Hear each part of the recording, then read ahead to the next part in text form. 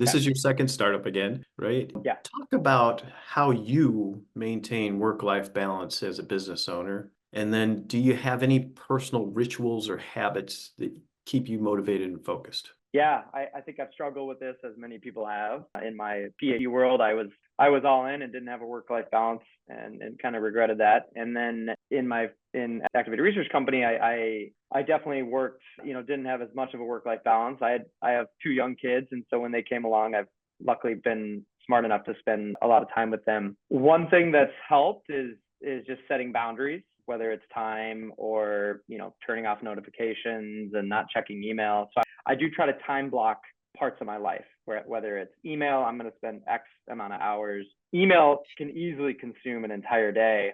And so if I don't time it, I'm not going to get anything real done. And so I usually try to time block that and pick a part of the day that I'm going to do that, but also time blocking parts of the week.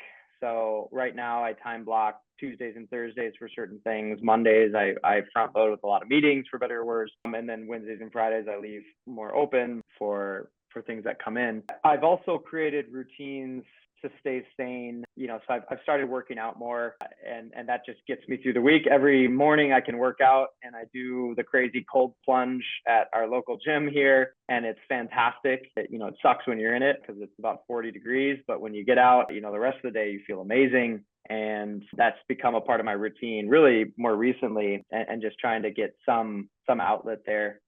There's a lot of studies that being out in nature, really help to center yourself and step away from technology. So I do try to spend as much time outside. We were just talking about Minnesota. It's been the warmest year on record, almost like we predicted this, but it's been easier in a lot of ways to get out, but also harder because we don't have our winter sports that we're so used to.